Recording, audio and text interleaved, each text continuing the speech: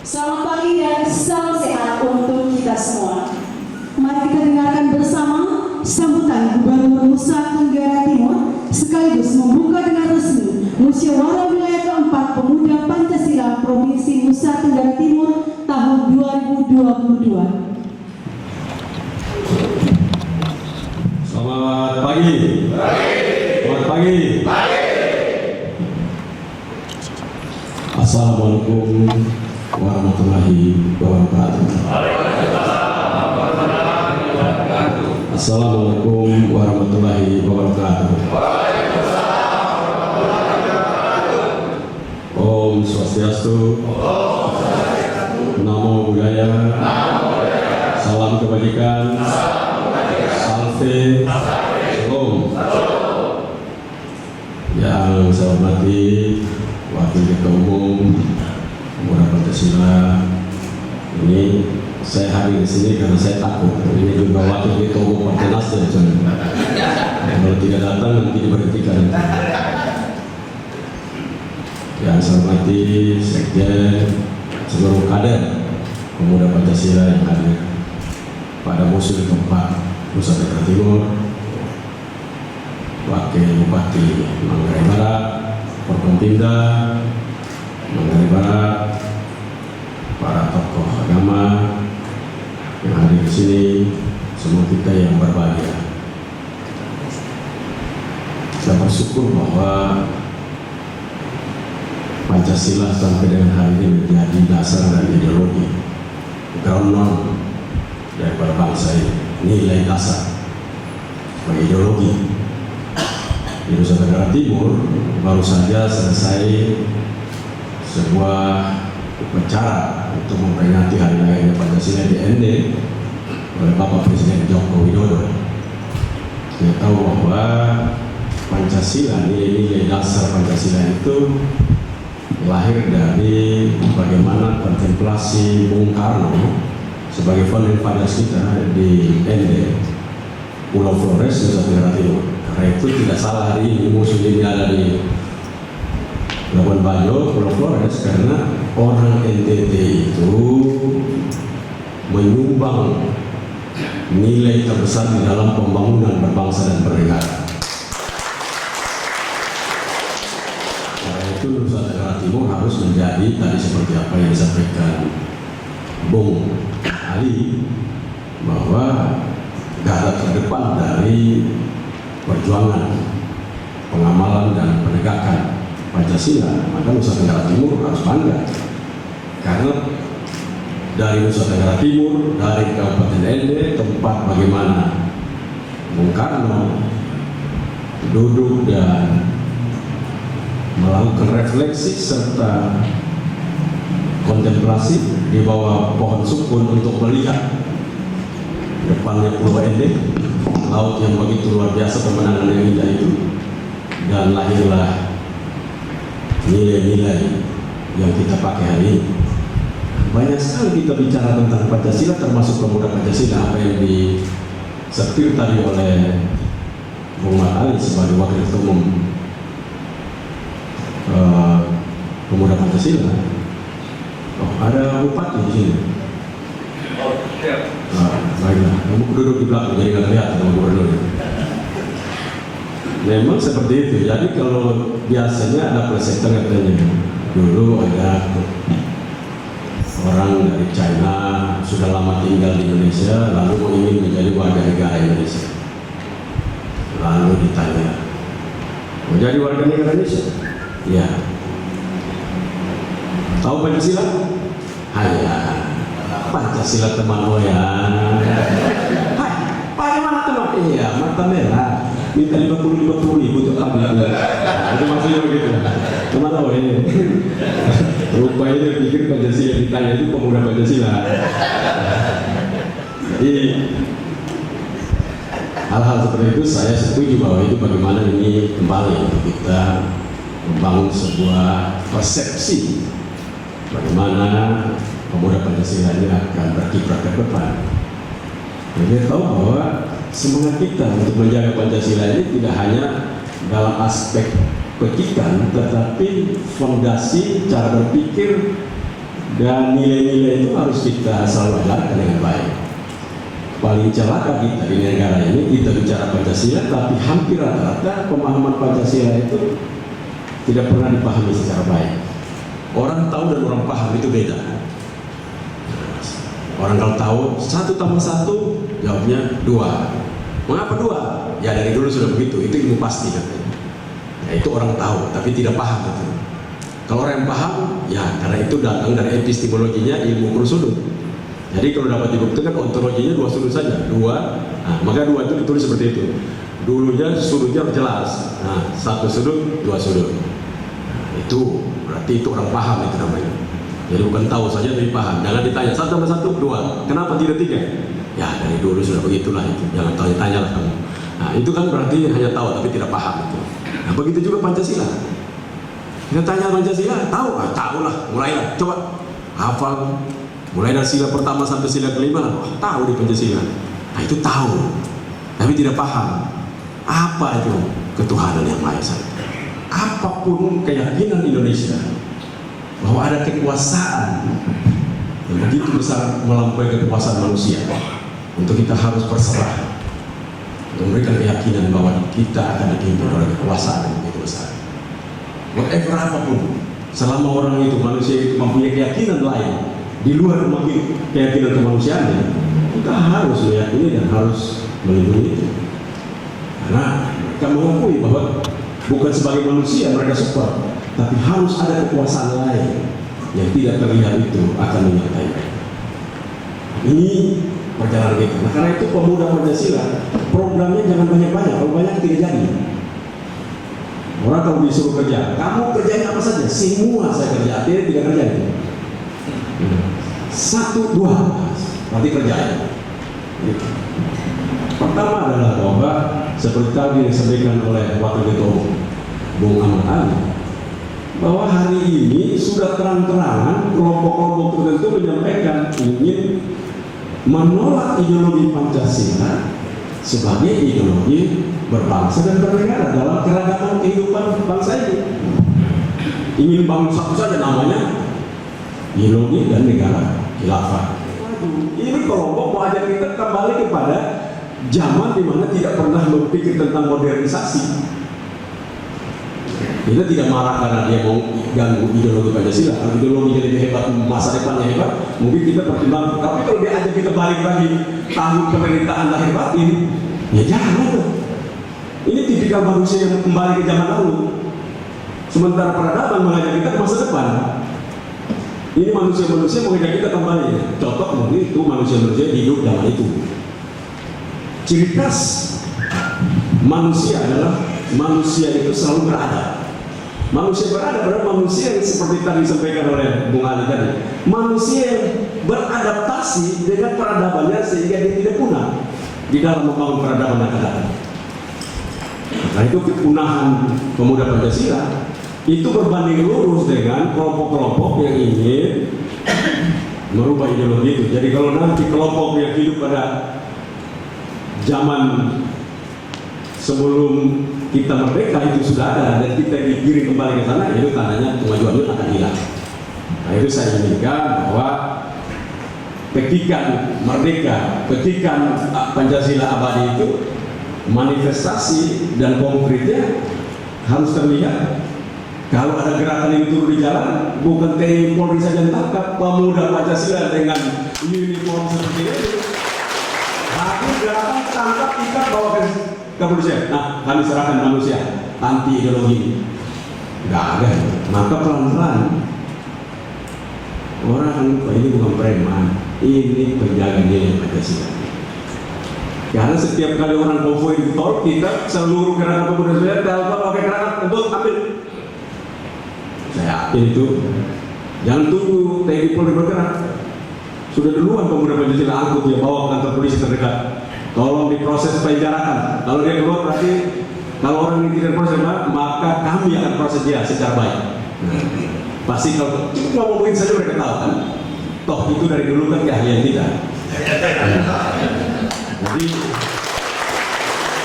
saya pikir itu yang nomor 1. Yang kedua, bahwa seperti Nusa Tenggara Timur adalah provinsi yang miskin. Tetapi kemiskinan itu sebenarnya adalah penjumlahan dari orang bodoh tambah orang malas. Jadi setiap orang bilang saya miskin, nanti kita tahu dia hasil penjumlahan itu. Bodoh tambah malas sama dengan miskin. Jadi hati-hati kalau sebut saya miskin. Kita nggak usah berdebat lagi, karena kita berdebat setengah mati lawan orang ini. Sudah bodoh, malas. Nah, itu kita udah tahu. Maka kita harus mendidik dia. Tapi ini minimal lebih baik daripada pintar dan rakus. Kedua, lebih baik daripada rajin tapi bodoh. Karena semua yang dikerjakan dia rajin, semuanya salah semua, kita setengah mati perbaikinya. Ini dua karakter manusia yang tidak boleh kita redakan. Karena itu saya harapkan pemuda Pancasila Nusa Tenggara Timur, whatever siapapun nanti ketua,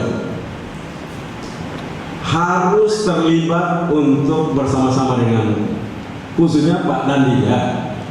Kelor di sini sudah jalan belum Pak Dandi? Masih 3 kabupaten Pak Dandi pegang. Manggarai Timur, Manggarai dan Manggarai Barat. Nah, Kelor mungkin tidak bisa di sini karena sedikit saja, paling di kota atau di Reo ya. Lembor ya. Kelor ini adalah salah satu pohon kemuliaan di Nusa Tenggara Timur yang oleh WHO disebut miracle tree, pohon ajaib. Itu kandungan proteinnya luar biasa. Tapi orang NTT itu masalah terhadap stunting dan kurang gizi. Pemuda Pancasila Nusa Tenggara Timur harus membangun UMKM bersama kolaborasi dengan TNI, khususnya Danrem dan seluruh Kodim untuk membangun kelor. Karena ini hari ini tentara itu sudah menjaga pohon kelor dimanapun pakai senjata. Kemarin hari Danrem telepon saya, kalau tidak salah sebulan yang lalu, Pak Gubernur saya minta izin karena kayak Camplong, ada sebuah daerah di Pulau Timur sana, karena orang ribut tentang bagaimana kelor sesama itu diributin antara Kodim dan Batalion kalau tidak salah. Nah sudah diklaim ini punya Kodim, Batalion juga mau ambil.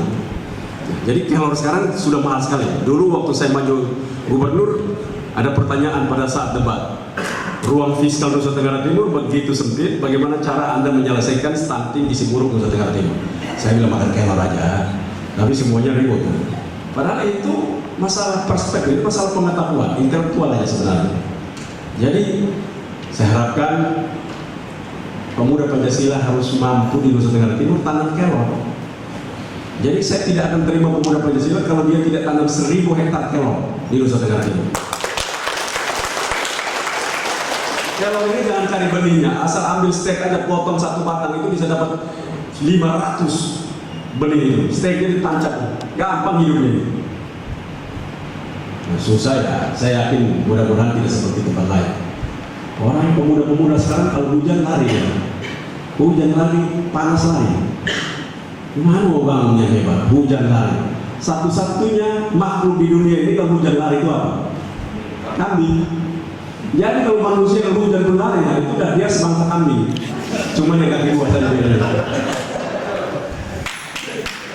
Jadi itu tantangan kita. Kita nih hobi kalau acara-acara seperti ini dibuat di hotel. Jadi ini pada wakil ketua umum nanti juga saya sampaikan pada ketua umum. Kita mulai berubah, tidak mau lagi di hotel. Setiap kali rapat-rapat seperti ini, musyawarah-musyawarah seperti ini, kita di lapangan. Tempat jagung, 1000 hektar jagung. Kenapa jagung? Karena cuma 100 hari kita panen. Kenapa jagung? Karena jagung khusus untuk pakan ternak. Dan Nusa Tenggara Timur 1 tahun capital flight untuk pakan ternak 1,1 triliun di Pulau Jawa. Jadi provinsi miskin tapi belanjanya 1 triliun untuk pakan ternak saja, baik pakan ternak ayam maupun babi. Pemakan babi luar biasa, tapi babi tidak ada. Nah, ini provinsi. Nah, kalau sebagai pemuda Pancasila, maka sila kelimanya itu harus berbicara tentang ekonomi. Dan ekonomi yang harus dipahami adalah ekonomi kerakyatan. Dan ekonomi kerakyatan kita adalah UMKM. Tadi saya bicara dengan Dirut dan para direksi BEJ. Mereka kebetulan ada Labuan Bajo, saya minta ketemu mereka.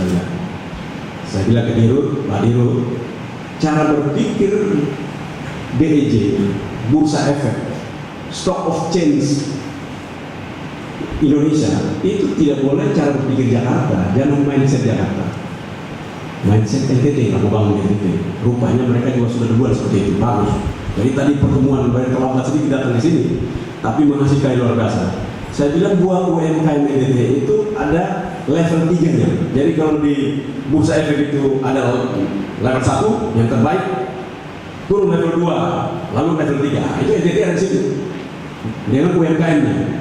Nanti dengan dia sudah ada di sana, mereka akan melihat dan berusaha ini masuk di level 2. Lalu akhirnya nanti UMKM Nusa Tenggara Timur bisa melatih Bursa Efek dengan standar yang baik.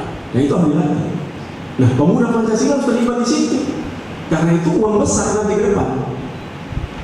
Jadi kalau suatu saat pemuda Pancasila penggerak kekuatan ekonomi rakyat, berapa lahan yang tertanam? 1000 hektar kelor, 1000 hektar jagung.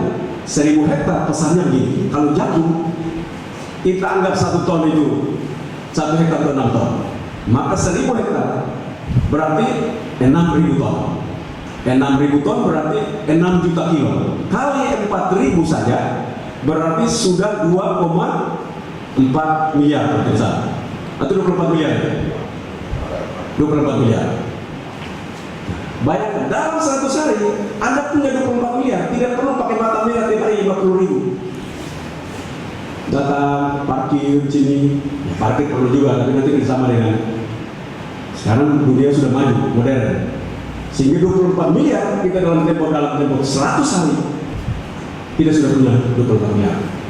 Kenapa? Karena pemerintah siapkan benih, benihnya disiapkan, pupuk disiapkan, pestisida disiapkan untuk hama kalau ada, herbisida untuk rumputnya.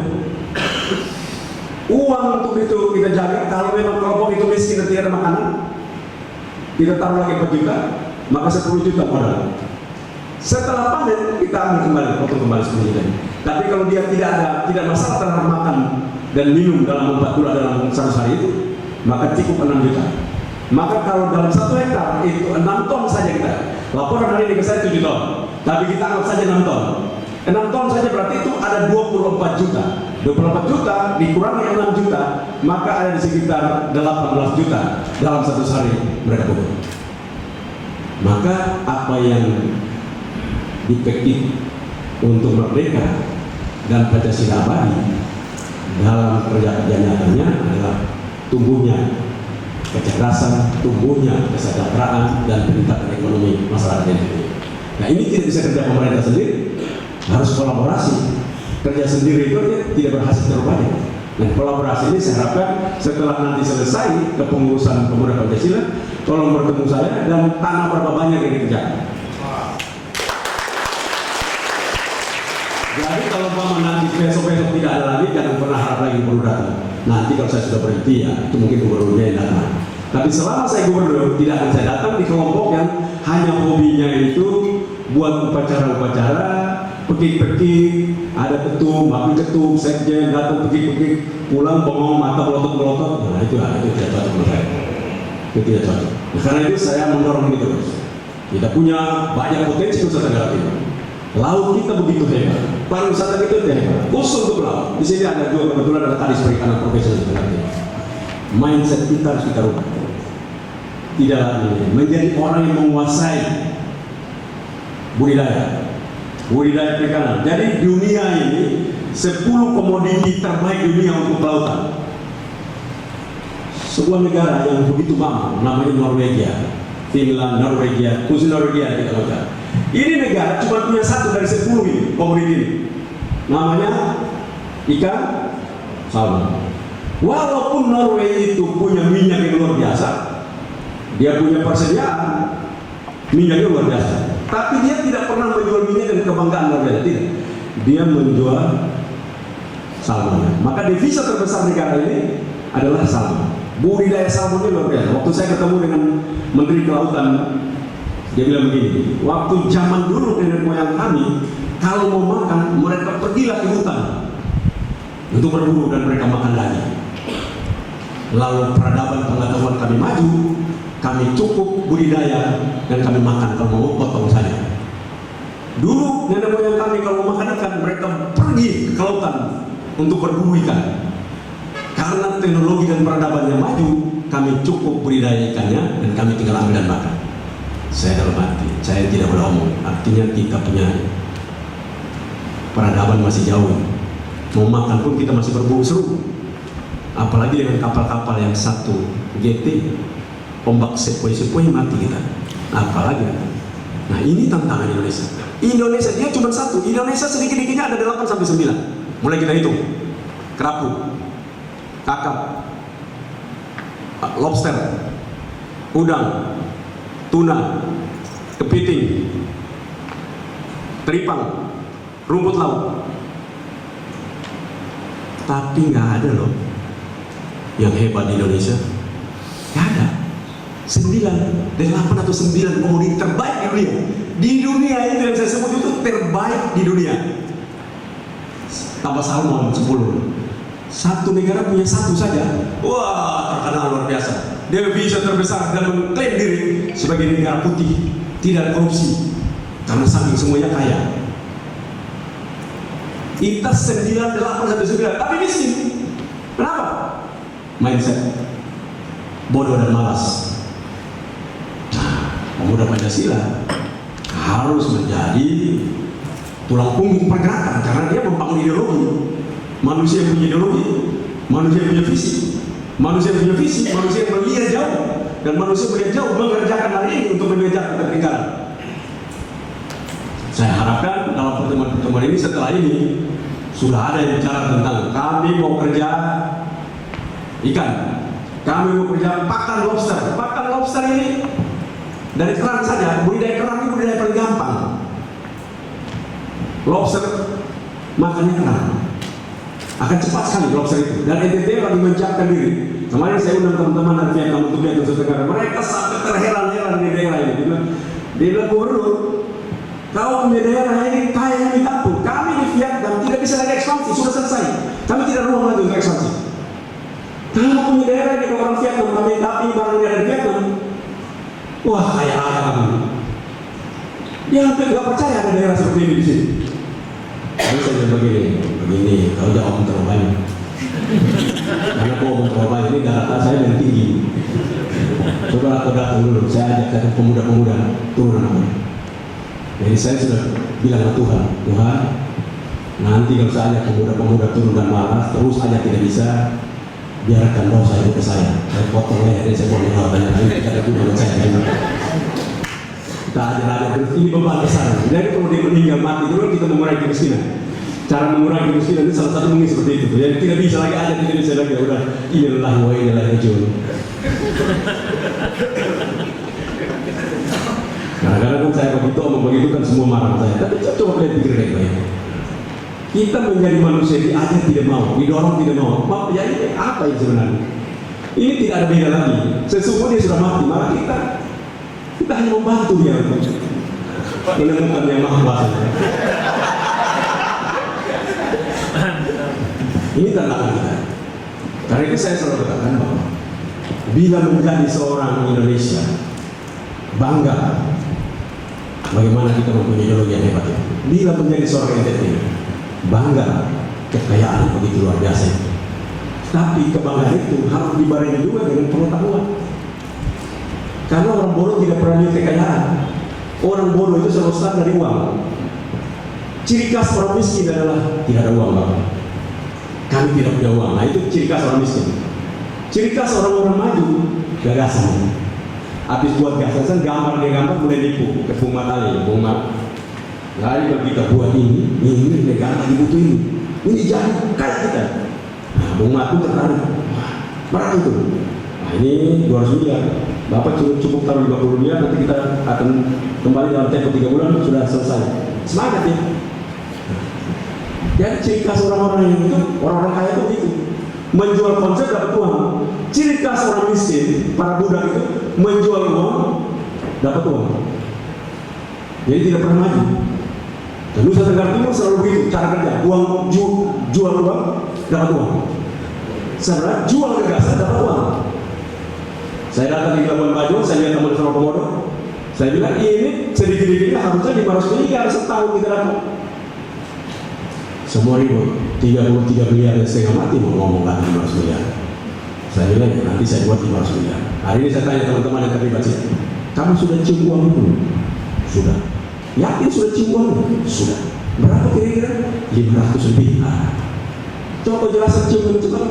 Ini. Berarti sudah benar kali.